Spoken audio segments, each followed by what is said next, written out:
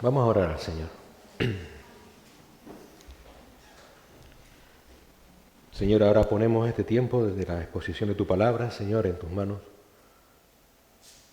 reconociendo, Señor, que sin ti nada podemos hacer,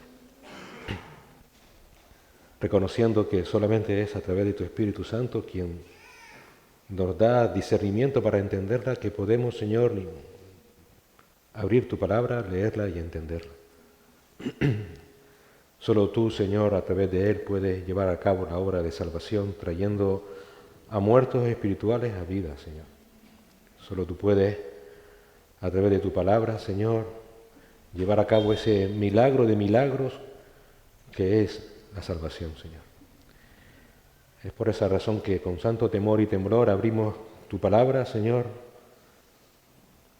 Abrimos ese poder tuyo que es para salvación, para que podamos discernir en ella conforme a tu voluntad y no conforme a voluntad de hombre, Señor. De tal manera que no seamos meramente oidores, sino hacedores de tu palabra, y que ella no vuelva a ti vacía, llevando a cabo la obra para la cual la envías, Señor. Hoy,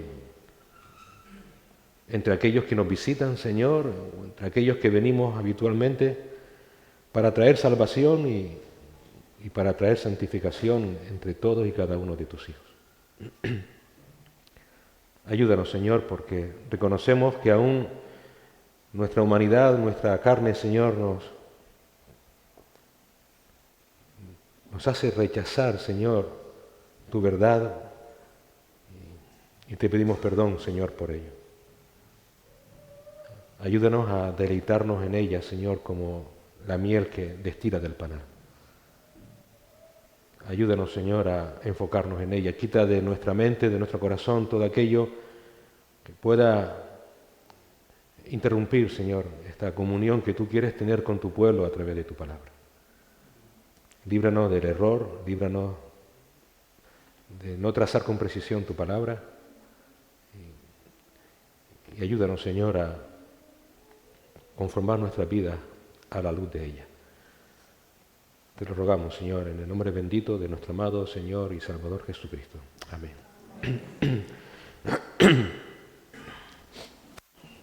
No puedo cantar porque les pido perdón. Les invito a abrir sus Biblias en Hechos capítulo 16.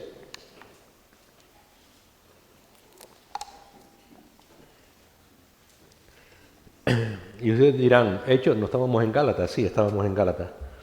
Pero con el permiso de ustedes, queremos hacer un pequeño paréntesis en el estudio de Gálatas, que quizás dure un par de domingos, no lo sé todavía con seguridad. Y el motivo del paréntesis es que queremos explicar el Evangelio. Queremos explicar el Evangelio. Queremos explicar ese mensaje de Dios a la humanidad. Queremos conocer sus implicaciones personales. Queremos saber cómo vivirlo. Y quizás algunos se pregunten, quizás los más viejos del lugar, explicar el Evangelio, sí, explicarlo, exponerlo, aplicarlo. Porque mira, muchos creyentes entienden fundamentalmente que han sido salvados solo por el Evangelio de Jesucristo, pero ni tan siquiera saben cómo articular eso. No saben cómo transmitírselo a otros. Y muchos ni siquiera entienden qué es realmente el Evangelio. Y perdonen que esto suene orgulloso, pero en absoluto, porque el primero que se ve reflejado en esto es el que les habla. Pero hoy día el Evangelio, y muchos de los que estamos aquí venimos de diferentes contextos doctrinales, hoy día el Evangelio de la buena nueva de salvación se ha reemplazado por otros mensajes. Y no me refiero exclusivamente al falso evangelio de la prosperidad o al falso evangelio de milagros sobrenaturales o de terapias de autosuperación. El hermano Sugel Michelin dice que el evangelio nunca ha sido un mensaje de autosuperación. Pero muchos siguen ese evangelio buscando en él cura de adicciones, restauración de matrimonios, que les consiga trabajos de ensueños, acabar con infinidad de traumas infantiles, pero nada de eso es el Evangelio. Nada de eso es el Evangelio. Pero no me refiero a este falso evangelio, sino a otro falso que quizás sea más sutil, porque es un evangelio que ya no es exigente, es decir, ya no llama a pagar el costo que supone seguir a Cristo. Hoy las iglesias nos hemos vuelto muy cómodos respecto del evangelio. Hoy día no se llama a pagar el costo que supone seguir a Cristo. Ya no se llama al pecador al arrepentimiento. Ya usar la palabra disciplina en una iglesia es sinónimo de falta de amor. No se exhorta a someternos a Cristo como Señor, sino solamente acéptalo como Salvador. Y así un largo etcétera. Todas estas falsas enseñanzas se han introducido en las iglesias simplemente porque no se conoce el Evangelio del Señor Jesucristo. Todo esto lo hemos tomado como Evangelio y no es Evangelio porque desconocemos lo que es el Evangelio del Señor Jesucristo. Y por esta razón queremos, si Dios lo permite, claro está, ver en las próximas semanas qué es el Evangelio, cuáles son las implicaciones prácticas del Evangelio para el creyente y cómo perseverar en ese Evangelio. Y hoy, como diría el sombrerero de Alicia en el País de las Maravillas, queremos empezar por el principio. ¿Qué es el Evangelio? ¿Qué es el Evangelio? Todos aquellos que venimos habitualmente a la iglesia saben, como dije al principio, que estamos estudiando la carta a los Gálatas. Hemos visto que en esa carta Pablo hizo una defensa encendida del Evangelio de la salvación solo por la gracia, por medio de la sola fe en Cristo. Y esa defensa fue debida, si recuerdan, a que habían judaizantes, judíos, que se decían cristianos pero no lo eran, que estaban confundiendo a los creyentes de Galacia, diciéndoles que a ese Evangelio de la gracia de Cristo además había que añadir obras humanas, guardando la ley mosaica, para así alcanzar la salvación. En todo el desarrollo de la carta, una carta muy cortita, Pablo primeramente defendió su apostolado en los capítulos 1 y 2, luego defendió el mensaje de la justificación solo por la fe, el ser declarados justos delante de Dios, capítulos 3 y 4, y en los capítulos 5 y 6 se enfocará en la defensa de la manera correcta de vivir en santidad como resultado de esa justificación recibida por medio de la fe en Cristo y su Evangelio. Y llama la atención cómo en esta carta tan pequeña, una carta, repito, que tiene el propósito de defender el Evangelio de Cristo, el mensaje completo del mismo como tal está aparentemente ausente. Yo no sé si has leído Gálatas continuamente, pero te animo a que lo leas. Aparentemente el Evangelio como tal está aparentemente ausente, pero realmente no es así. Su presencia está claramente presente. ¿Por qué? Porque Cristo está siempre presente en la defensa que Pablo hace del Evangelio. En esta pequeña carta, Pablo se refiere a la persona del Señor en nada menos que 53 ocasiones. 53 veces. En otras palabras, Pablo está identificando el Evangelio con la persona de Cristo. ¿Por qué? Porque Cristo es el Evangelio. Así que si alguna vez te has preguntado qué es el Evangelio, es Cristo. Cristo es el Evangelio. Es todo acerca de su vida, de sus hechos, de sus enseñanzas. Es acerca de sus demandas a los que quieren seguirle. Es acerca de su ejemplo de vida. Es acerca de su muerte, de su resurrección, de su glorificación a la diestra del Padre. El Evangelio es acerca de su soberanía. Es acerca de su regreso en breve para tomar lo que es suyo. En otras palabras, el Evangelio no tiene nada que ver con nosotros como protagonistas. Nada. Nada tiene que ver con nuestras necesidades materiales. Nada tiene que ver con tus anhelos terrenales de tener un buen matrimonio, de tener un buen trabajo. Nada tiene que ver con tus deseos carnales. Nada. Así que, por lo pronto ya, si quieres saber lo que es el Evangelio de Cristo, olvídate de ti y piensa en Cristo. Porque el Evangelio es todo acerca solo de Cristo y solo con un propósito, la gloria de Dios. Nosotros, como diría un hermano, pasábamos por aquí. Todo es Cristo y para la gloria de Dios Padre. Y ese evangelio, como hemos dicho, ese evangelio de la persona de Cristo, es el evangelio que hemos de creer por fe para ser salvos por la gracia del Señor. En Hechos 16, como dije antes, que te invito a abrir si tienes delante, encontramos un evento particular que sucedió en un lugar llamado Filipos. Vamos a ver simplemente en los versículos del 30 al 32, pero bueno, te resumo un poco el contexto histórico para que entiendas qué es lo que vamos a ver aquí. Es un evento muy particular que sucedió, como hemos dicho, en Filipos. Hasta allí llegaron, por la voluntad de Dios, Pablo y una serie de hermanos. Ellos le acompañaban y en un viaje misionero Pablo llegó a ese lugar. Y el Señor usó a Pablo para predicar el Evangelio. En ese lugar y el tiempo que estuvo allí, algunos se convirtieron, como Lidia, una mujer que era vendedora de telas de púrpura, que fue salvada por la gracia del Señor escuchando el Evangelio por parte de Pablo. Pero también sucedió que otros muchos se rebelaron contra ese mensaje. Estuvieron llenos de ira y al punto que echaron a Pablo y a sus acompañantes en la cárcel. Y una noche, en aquella cárcel, estando ellos orando y alabando al Señor, hubo un gran terremoto. Se abrieron las puertas de la celda por causa del terremoto, los grilletes de los presos se soltaron, claro, no tenía la tecnología de hoy, y el carcelero, el que estaba vigilando que todos los reos estuvieran en las cárceles, creyendo que se habían escapado, intentó matarse, pero Pablo le gritó y le dijo, no, no lo hagas, seguimos aquí, nadie ha huido. Y en el versículo 30, perdón, en el versículo 30, el carcelero angustiado va y corre a Pablo y a aquellos hombres que estaban con él y les dijo, señores, ¿qué debo hacer para ser salvo? Esta pregunta es sorprendente.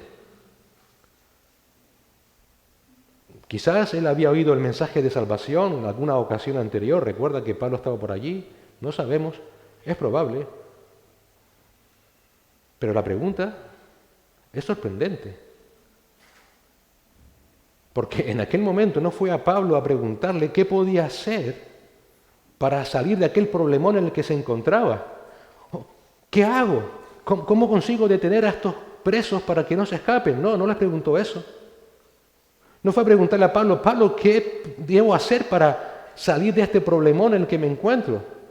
¿Cómo puedo hacer para que los reclusos me obedezcan y no se escapen? Porque si se escapan, mi vida está en peligro, la vida de mi familia está en peligro. Ni fue a Pablo para que, Pablo, por favor, mira, vamos a hacer una coartada tú y yo para que mi jefe, cuando te pregunten, les digas que yo hice todo lo posible para que no escaparan y así que no me pase nada. No, ante aquel problemón, aquel hombre le pregunta a Pablo, ¿qué he de hacer para ser salvo? No sabemos el nombre del carcelero. Vamos a suponer que se llamaba Antonio. Pero Antonio, hijo, ¿qué me estás preguntando? Con el marrón que tienes encima y estás pensando en qué has de hacer para ser salvo. En vez de buscar solución al problema tan gordo en el que te encuentras, estás pensando en no sé qué de la salvación. Pero Antonio, ¿de verdad? A ti sí te ha ido la olla, ¿eh? Quizás eso es lo que nosotros pudiéramos haber pensado del carcelero Antonio si no conociéramos toda la historia. Pero el carcelero, en aquellas circunstancias tan extremas para él y para su familia, en aquella época si algún reo se escapaba, el carcelero pagaba con su vida esa fuga, hizo la pregunta más importante que ningún ser humano jamás se va a hacer. Ante aquellas circunstancias, hizo la pregunta más trascendental, de más gravedad que jamás ningún humano se podrá hacer, que jamás tú te podrás hacer. y es cómo ser salvo. Porque el asunto más importante de tu vida no es cómo solucionar tus problemas, sino qué va a pasar con tu alma. Y aquel hombre, aquel carcelero, que tampoco tenía mucha instrucción, en aquella época eran hombres del vulgo, obviamente por una obra del Señor, llegó a esta conclusión: ahora mismo lo más importante para mí no es cómo se soluciona este problema, sino qué he de hacer para librar mi alma. Esa es la pregunta más importante que jamás te harás en tu vida. ¿Qué va a suceder con tu alma cuando mueras? Y la respuesta que Pablo le da a esta pregunta tan trascendental es corta, sencilla, clara, y no da lugar a raras interpretaciones. ¿Cuál fue la respuesta de Pablo? Cree en el Señor Jesús y serás salvo. La pregunta más trascendental de la historia de la vida de aquel hombre tiene esta respuesta tan sencilla.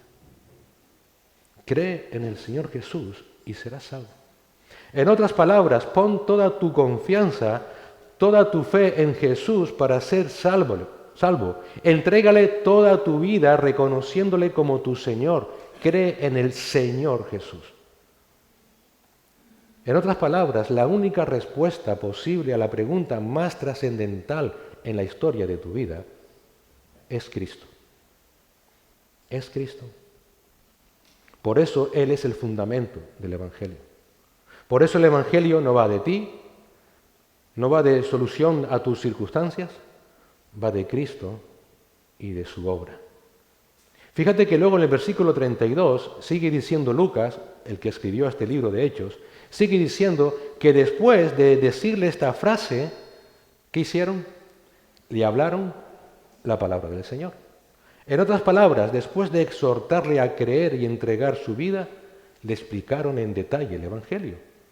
Le explicaron qué significaba creer en el Señor Jesús y ser salvo.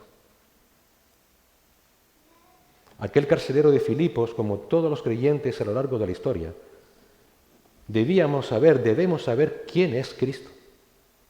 Debemos saber que para creer en Él debemos saber quién es Él.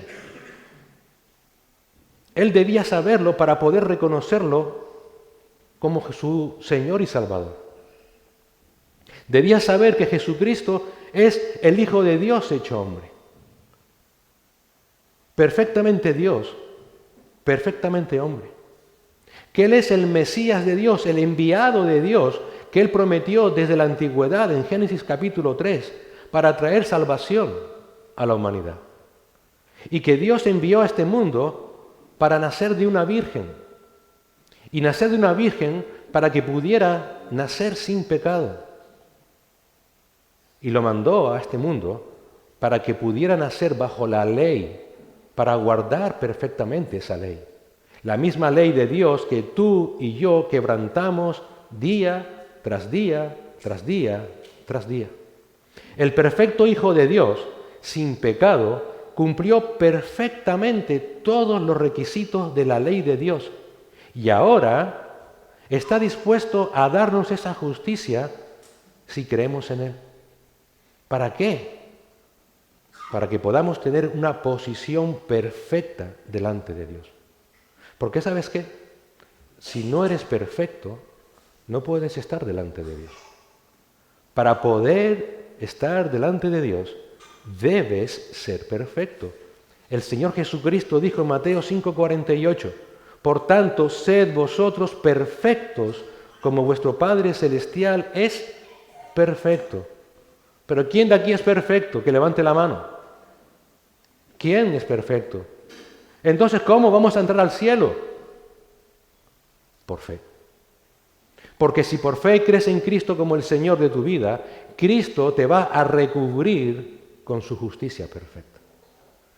Y lo va a hacer por gracia, porque tú no puedes hacer nada para ganarte que Dios te recubra con la justicia de su Hijo.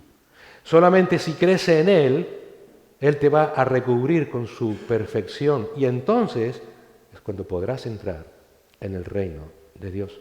Pero además, el Señor Jesucristo, luego de vivir perfectamente toda la ley, para hacerte perfecto, para hacer perfecto a todos los que creen en Él, además, Él tuvo que ser apaleado, tuvo que ser azotado, tuvo que ser vilipendiado, tuvo que sufrir el abandono del Padre, tuvo que llegar a la cruz del Calvario. Y tuvo que llegar a esa cruz porque allí Él debía morir. Allí Él debía ser levantado y derramar toda su sangre. ¿Por qué? Porque la paga del pecado es muerte. Es muerte. Pero Cristo vino a saldar la deuda que todos habíamos contraído con Dios por nuestro pecado. Todos hemos pecado y todos debemos pagar a Dios por ese pecado. Y la paga solo es una, la muerte. Pero Cristo pagó el precio. No bastaba con hacernos perfectos. La justicia de Dios debía ser satisfecha. Y Cristo pagó ese precio. Y es que nos cuesta entender esto. Pero sí somos malos, somos pecadores. Todos. Todos somos pecadores. Todos somos pecadores porque todos hemos pecado contra Dios. Y no digo que quizás no seas un buen hijo, o una buena hija, un buen padre, una buena madre. Da igual. No te compares con nadie de aquí de la tierra, compárate con Dios. Has pecado contra Dios. Todos estamos, de hecho, enemistados con Dios. Dios nos advierte para que lo sepamos, para que no lo ignoremos en Romanos 3, que no hay justo ni aun uno, ni uno. No hay quien entienda, no hay quien busque a Dios. Todos nos hemos desviado, a una nos hemos hecho inútiles. No hay nadie quien haga lo bueno, ni siquiera uno. Cuando hablamos, de nuestra garganta solo sale basura. Somos sepulcro abierto, es nuestra garganta. Estamos de continuo engañando con nuestras bocas. Llena está la boca de maldición, de amargura. Solo queremos hacer daño. No hemos conocido la senda de paz. No hay temor de Dios delante de nuestros ojos. Esa es la realidad de todas las personas. Todas. De hecho, nadie quiere reconocer esa deplorable condición. Todos nos consideramos buenos, ¿no es cierto? ¡Qué bueno era! ¿Nunca has escuchado esa expresión cuando alguien se muere? Con lo bueno que era. O con lo buena que era, seguro que ahora Dios tiene para él un huequito. No. Todos estamos enemistados con Dios. Todos nacemos, de hecho, con una deuda moral que es infinita. Imposible de pagar. Puedes vivir millones de vidas y nunca podrás pagar la deuda que tienes con Dios. Nunca. Nuestro problema inició en el Edén. Y tú me dices ahora, pero yo no estaba ahí. Sí, sí estabas. Tú estabas allí representado por Adán y por Eva. Y en aquel momento en el Edén, cuando Dios creó al mundo y creó al hombre y lo puso en aquel jardín para que lo cuidara, le dio un mandato. Y le dijo, obedece lo que te estoy diciendo. Y le prometió vida si cumplía, pero también le prometió muerte si desobedecía. Ya sabemos el final de la historia, ¿verdad? Desobedecieron. Y en ese momento, por esa desobediencia, el pecado entró en el mundo y con él la muerte. Y ahora tú y yo, todos hemos heredado esa naturaleza pecaminosa de Adán. ¿Tú no has visto a los niños pequeños cuando nacen? Un niño pequeño que consideramos inocentes, ¿tú quieres ver la Tercera Guerra Mundial? Pon a dos niños pequeños y en medio de un juguete. ¿Se van a matar por el juguete? ¿Por qué? Si son niños pequeñitos. Porque esa es nuestra naturaleza. Esa es nuestra naturaleza. Todos hemos heredado esa naturaleza pecaminosa de Adán y por tanto ahora todos somos culpables ante un Dios santo y justo. Y debido a esa enemistad natural, no hay nada en nosotros, no hay nada en ti o en mí que podamos hacer para poder restablecer una relación amistosa con un Dios que es infinitamente santo. Pero Dios, quien es rico en misericordia, por su gran amor, ¿sabes lo que hizo? Sabiendo que tú y yo no podíamos hacer nada, entregó a su Hijo.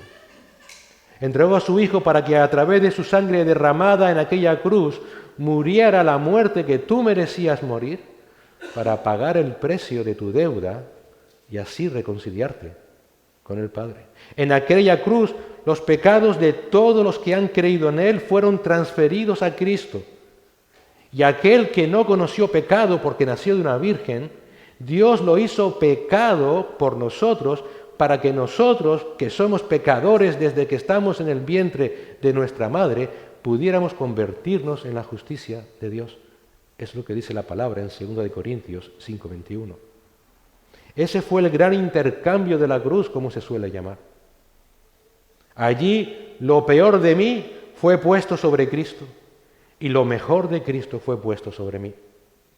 Y mientras derramaba su sangre en aquella cruz, porque sin derramamiento de sangre no hay perdón de pecados, Él estaba reconciliando a hombres y mujeres pecadores que merecemos en el infierno, los estaba reconciliando con un Dios 3 veces santo.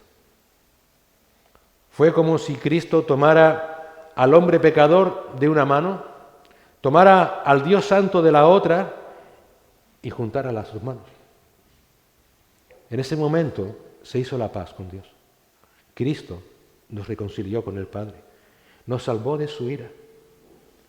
Pablo dice en Romanos 5:10, porque si cuando éramos enemigos fuimos reconciliados con Dios por la muerte de su Hijo, mucho más, habiendo sido reconciliados, seremos salvos por su vida. Jesucristo, en aquella cruz, satisfizo la justa ira de Dios. Por lo tanto, siendo justificados por la fe, que es todo lo que el Señor demanda de nosotros, tenemos paz con Dios a través de Cristo. Pablo sigue diciendo en Romanos 5, por tanto, habiendo sido declarados justos por la fe, esto es una declaración judicial, alguno quizás conozca derecho, no quiere decir que eras pecador y de repente te declaró justo, sino que Él borró todos tus pecados y para Él nunca pecaste. Eso en derecho humano es inconcebible. Para Dios no. Porque ahora ve a Cristo en ti y Cristo nunca hizo pecado. Es como si tú nunca hubieras pecado delante de Dios. ¿No es asombroso? Por tanto, habiendo sido justificados de esa manera por la fe, tenemos paz para con Dios por medio de nuestro Señor Jesucristo. Por medio de quien también hemos obtenido entrada por la fe, por la misma fe a esta gracia en la cual estamos firmes y nos gloriamos en la esperanza de la gloria de Dios. Y es por esa razón que la palabra de Dios declara que ahora ya no hay condenación para todos aquellos que están en Cristo Jesús. Romanos 8:1. Pero además en aquella cruz, Cristo no solamente saldó nuestra deuda, no solo nos reconcilió con Dios, sino que también nos redimió. Redimir es comprar, no significa otra cosa. Nos compró para sí. Todos nosotros cuando nacemos pecadores, y permítame la expresión, quizás has visto películas de romanos, no lo sé, pero hasta la idea de que todos estábamos encadenados por los pies, por las manos, todos íbamos en fila y éramos esclavos del pecado. Estábamos todos unidos los unos a los otros, en filas, y sabes, íbamos en camino. ¿Camino a dónde? Al infierno. Todos. No podías escaparte. No había forma de huir. Nada. Tu destino era seguro. Pero Cristo apareció en el camino y nos compró. nos compró. Él pagó el precio de nuestra libertad, que fue su sangre. Y nos libertó quitándonos las cadenas del yugo que nos unía al pecado. Por eso ya no somos más esclavos del pecado.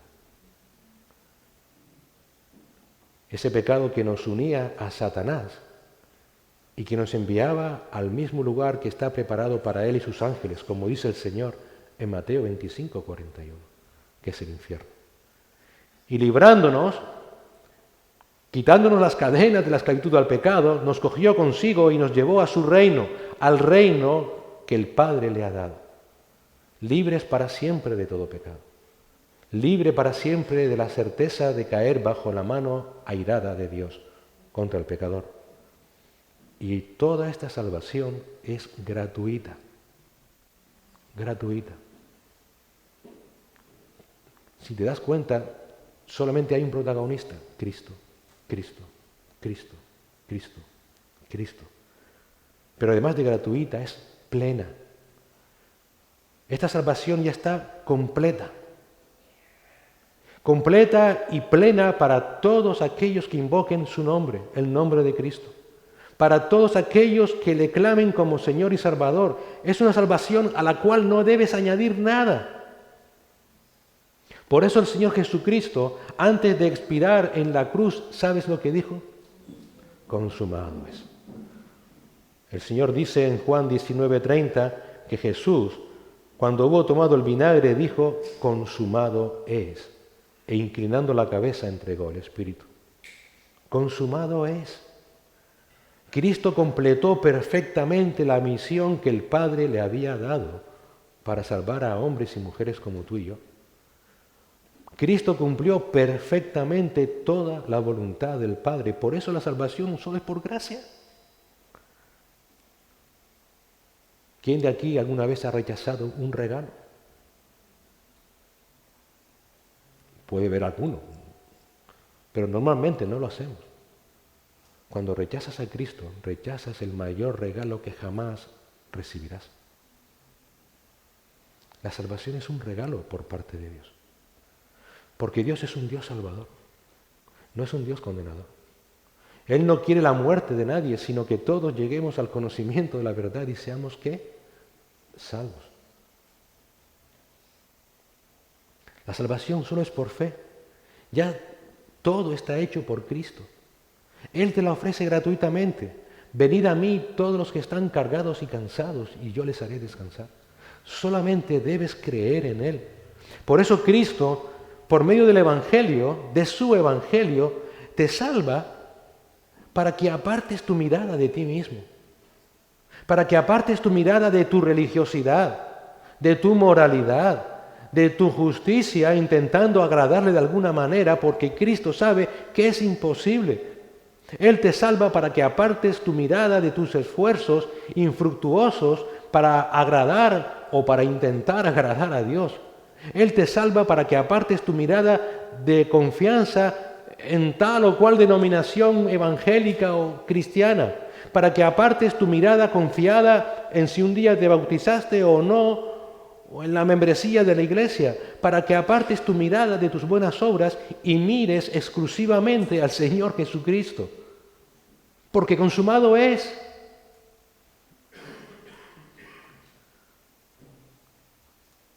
Solamente Cristo salva. No salva las religiones. No salva las denominaciones. Solamente Cristo es el que salva. Y el Señor Jesús declaró: y si vienes a mí, jamás te echaré fuera. Juan 6:37. No dijo: si vienes a mí y sigues a los evangélicos, o si sigues y te bautizas, o si sigues y haces el curso de fundamento en la fe, o si vienes a la clase de los domingos. No, si vienes a mí, no te echaré fuera. Y el Señor Jesucristo, habiendo cumplido esa misión de manera perfecta, completa, dice la Escritura que fue sepultado en la tumba de un hombre rico, José de Arimatea. Pero ahí no acabó la historia. Al tercer día, Y debido a que la muerte no lo podía detener, como dice Hechos 2:24, con todo el poder de Dios Padre, de Dios Hijo, de Dios Espíritu Santo, se levantó a sí mismo de entre los muertos y salió caminando de aquella tumba como el único Dios vivo y verdadero, Salvador del mundo, viviente, victorioso y resucitado. Porque adoramos a un Dios vivo, creemos en un Dios vivo. Y ascendió de nuevo al cielo, y ahora está sentado a la diestra del Padre, como leímos en Juan 17. El Padre le ha glorificado y lo ha sentado a su diestra. Ahora está gobernando sobre todo. Ahora Él sigue intercediendo por todos los que Él vino a salvar, como leímos antes. Y Él hoy sigue salvando a todos aquellos que invocan su nombre. Por eso si estás hoy aquí, no es una casualidad, no es porque vine a acompañar a mi madre, a mi padre, no es porque me obligaron a venir. Es que Cristo, el que está sobre todas las cosas, soberano sobre todas las cosas, ha permitido que estés aquí para que escuches que si crees en Él, serás salvo. Nuestro amado Señor Jesucristo está sentado a la diestra del Padre, gobernando sobre todo, intercediendo por todos sus hijos, y lo hará hasta que Él vuelva a la tierra, porque volverá. Porque Él prometió regresar para reinar y prometió que un día hará todo nuevo. Tierra nueva, cielos nuevos. Y prometió, que va a resucitar a todos los seres humanos con cuerpos glorificados. Y los que hayamos creído en Él, viviremos con Él en esa tierra nueva para siempre. Este es el Evangelio. Este es el mensaje al mundo de un Dios salvador. Si tú rechazas a Cristo, estás rechazando el amor de Dios. Porque Cristo ama salvar a los pecadores. Él es amigo de aquellos que confiesan que son pecadores. Porque Él vino a buscar y a salvar lo que se había perdido. Él no vino por los que se creen justos. Él vino por aquellos que confiesan que son injustos.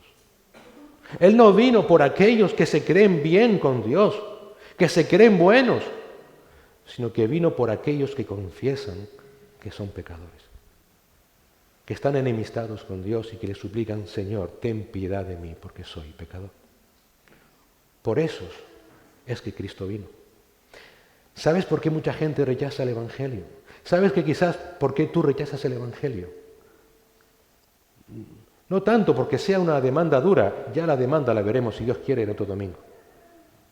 No porque sea un mensaje difícil de entender, ya viste que lo que le dijo Pablo al carcelero era muy simple. Eso lo entiende hasta el niño más pequeño que hay aquí en la iglesia.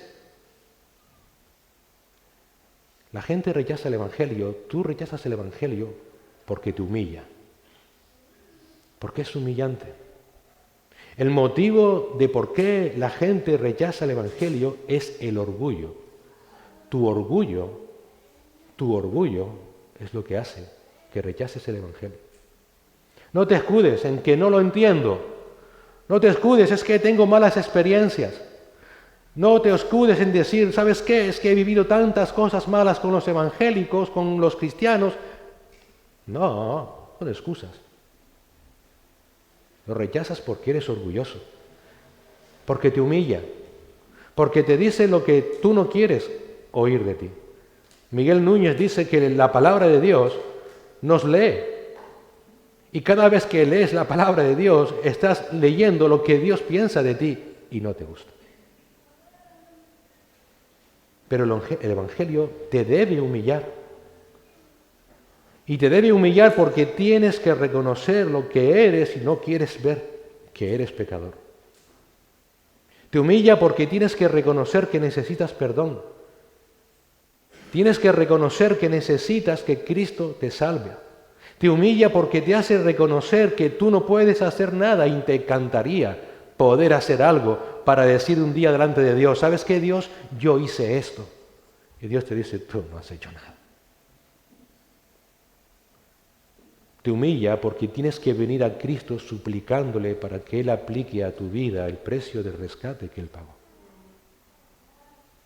Te humilla porque no quieres reconocer que eres un esclavo del pecado. No, no eres libre para hacer lo que quieras.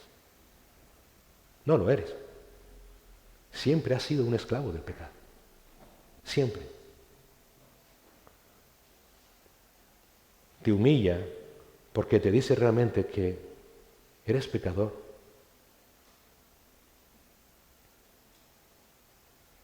Te humilla porque no quieres reconocer que vas al infierno, que no eres tan malo como dicen. Te humilla porque tienes que reconocer que solamente Cristo te puede salvar, liberar. Por eso el Evangelio humilla, por eso la gente no quiere saber del Evangelio. Incluso en esa deriva orgullosa de muchos, hay incluso quienes afirman temerariamente: el día que esté delante de Dios le voy a pedir explicaciones de por qué no me salvó, o de por qué, de sus demandas, de por qué no me eligió, que hay tanta lucha con esto de la elección. ¿Y sabes qué? Ese día, horriblemente, volverán a oír las mismas palabras que ya están dichas por el Señor en su Evangelio. Las mismas. Él no les va a decir nada nuevo. No les dirá: mira, te voy a explicar por qué. No. Tenías la palabra de Dios. Debías escuchar la palabra de Dios. Y debías obedecer la palabra de Dios. Dios no debe explicaciones a nadie. Muchos rechazan el Evangelio orgullosamente porque dicen: yo no estoy de acuerdo con este Evangelio. Y Dios me debe explicaciones. No. Y todo lo que Dios ha tenido que decir al respecto ya está dicho. Ya todo ha sido expuesto por él en el Evangelio. Y entonces esas personas verán horrorizados que irán al infierno sin remedio, aunque tuvieron a la mano la respuesta de Dios, que es el Evangelio. Pero la rechazaron por orgullo. Nunca quisieron aceptar lo que Dios ya ha dicho a través de su Hijo. Pero al final el motivo es el mismo: el orgullo. Yo no sé cómo te irás de aquí hoy. Quisiera, y le suplico al Señor que Él te salve en esta mañana. Pero si no sucede, no te vayas de aquí echándole la culpa a Dios, echándole la culpa a la iglesia, echándole la culpa a que el mensaje es distinto y difícil de entender, o mis malas experiencias. Si rechazas a Cristo es por tu orgullo. Por tu orgullo. Entonces, ¿le dirás a Dios en este momento cuán gran pecador eres? ¿O seguirás engañándote a ti mismo? ¿Le dirás lo enfermo que estás por el pecado, que eres incapaz de salvarte a ti mismo? ¿O seguirás engañándote a ti mismo? ¿Le suplicarás que te salve o seguirás anclado en tu orgullo? ¿Le invocarás y le dirás: Señor Jesús, sálvame, soy un pecador destinado al infierno, pero Señor, ten misericordia de mí? ¿Que tu gracia que estás ofreciendo gratuitamente me alcance? ¿O dirás: no? ¿Le invocarás en este momento o seguirás aferrado estúpidamente a tu orgullo? Si le suplicas de veras, te prometo por la autoridad que tiene la palabra de Dios, que Él te salvará. Él te salvará hoy. Él lavará tus pecados con su sangre y serás limpio y puro desde la punta de tu cabeza hasta la planta de tus pies. Eso es lo que Dios afirma en su palabra. Venid ahora y razonemos, dice el Señor. Aunque vuestros pecados sean como la grana, como la nieve serán emblanquecidos, aunque rojos como el carmesí, como blanca lana quedarán. Palabra del Señor. Si invocas su nombre, serás perdonado, serás declarado justo. Jamás pecaste delante de Dios porque Cristo jamás pecó y su justicia se te aplica a ti. Él te dará ese regalo gratuito que en tanto le costó a Él. Y lo hará por el puro afecto de su voluntad, porque quiere hacerlo. Y cada día de tu vida y en todo instante aunque sigas siendo pecador y seguiremos siendo pecador, Dios por todo segundo, por todo microsegundo, te seguirá mirando y verá en ti la justicia perfecta de tu amado Señor Jesucristo. ¡Qué increíble! Y el día que mueras, el día que el Señor tenga designado para morir, no tendrás temor. Jesús mismo te llevará a la misma presencia del Padre y te presentará delante de Él sin mancha, porque Cristo es poderoso para guardarte sin caída para siempre. La palabra de Dios declara: y aquel que es poderoso para guardaros sin caída y para presentaros sin mancha en presencia de su gloria con gran alegría, al único Dios nuestro Salvador, por medio de Jesucristo nuestro Señor, sea gloria, majestad, dominio y autoridad antes de todo tiempo y ahora y por todos los siglos. Amén. No hay salvación sin Cristo. Arrepiéntete de tus pecados. Confiésale como tu Señor y Salvador. Solamente puedes llegar a Dios por Cristo. Él afirmó: yo soy el camino y la verdad y la vida, y nadie viene al Padre sino por mí. Por eso la palabra de Dios declara de nuevo: y no hay ningún otro donde haya salvación, porque no hay otro nombre bajo el cielo dado a los hombres en el cual podamos ser salvos. Y de nuevo en Timoteo, en 1 Timoteo 2:5, porque hay un solo Dios y también un solo mediador entre Dios y los hombres. ¿Quién? Cristo hecho hombre. Este es el Evangelio de Cristo Jesús que salva. Es todo acerca de Cristo. Es acerca de que Él se dio a sí mismo en rescate por todos los que aceptan su testimonio acerca de quién dijo que Él era.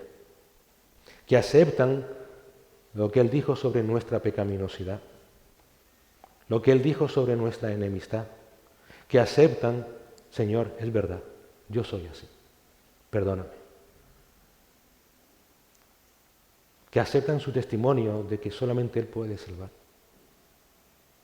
Si te apartas de esta oferta gratuita del Evangelio, ya no hay esperanza para tu alma. No hay esperanza para tu alma. ¿Sabes por qué? Porque estarás pisoteando la preciosa sangre del Señor Jesucristo. Quiero decirte que si escuchas esta verdad y rechazas al Señor Jesucristo, el infierno te espera.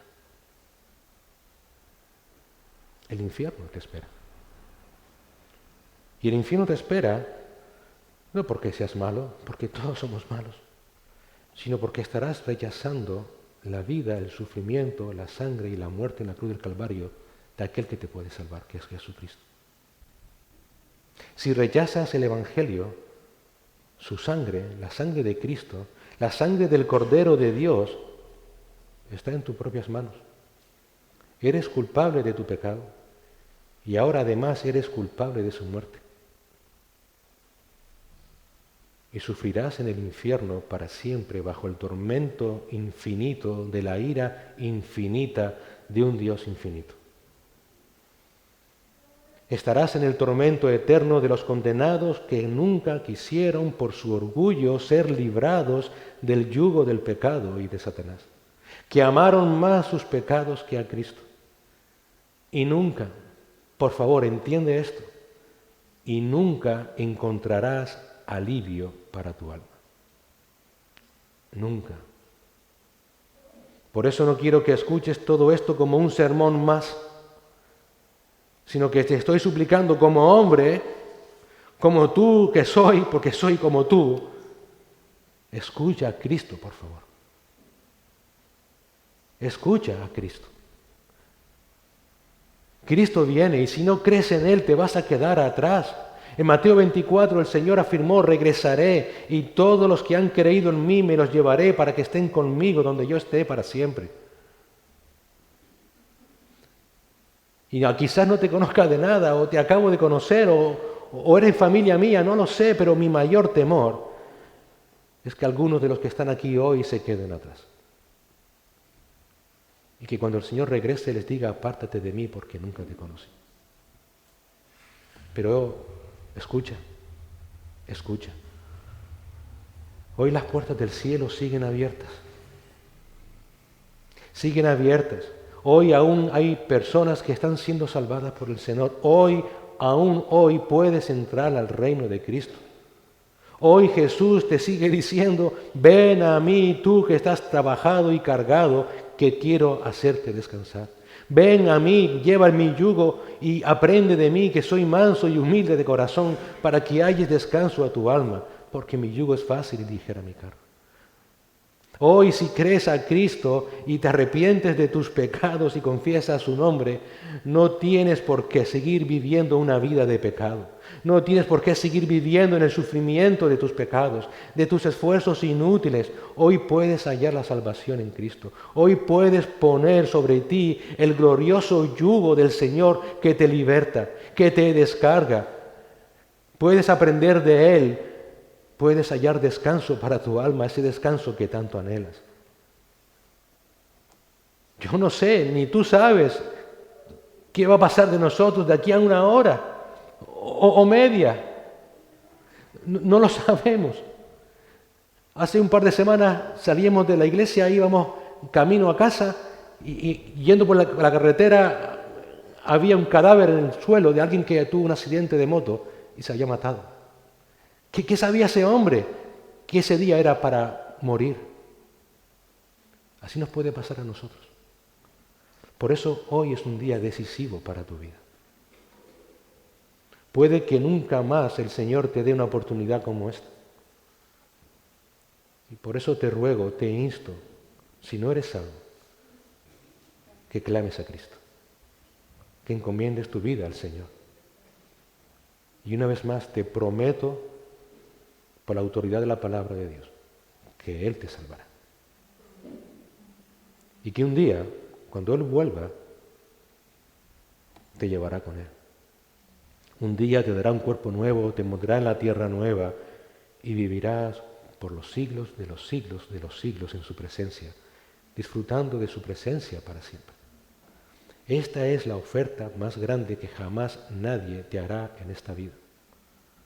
Por eso nos sorprende la pregunta de aquel carcelero. Hizo la pregunta más importante de toda su vida. ¿Qué he de hacer para ser salvo? Y la respuesta, cree en el Señor Jesús y serás salvo. Así que te insto en este momento a que agaches tu cabeza, que ores a Cristo, porque yo no puedo orar por ti. Y que le confieses que eres un gran pecador. Pero Señor, tú eres un gran Salvador. Perdóname, sálvame. Por eso te pido, te suplico en este momento que lo hagas. Oremos al Señor. Señor, gracias. Gracias por recordarnos, Señor, tu Evangelio. Gracias por recordarnos, Señor, a Cristo, nuestro amado Señor Jesucristo. Gracias por este mensaje que está centrado en Él, en su vida, en su obra, y que trae salvación a todos los que confiesan su nombre. Señor, te pedimos perdón por nuestro orgullo, que muchas veces nos impide reconocer que te necesitamos, Señor. Que nos impide reconocer que somos pecadores, que nos impide reconocer que realmente, Señor, merecemos la muerte eterna. Por eso te pedimos, Señor, te suplicamos que nos ayudes a confesar nuestros pecados. Que nos ayudes trayendo a nuestras vidas convencimiento de justicia, juicio y pecado. Que nos ayudes a clamar a ti por salvación, Señor. Te suplicamos que hagas morir en nosotros nuestro orgullo. Y que humillados ante ti te supliquemos por tu perdón. Te suplicamos, Señor, por tu gracia. Te suplicamos, Señor, que tú concedas fe para creer. Que nos liberte de la carga y de la paga del pecado, Señor.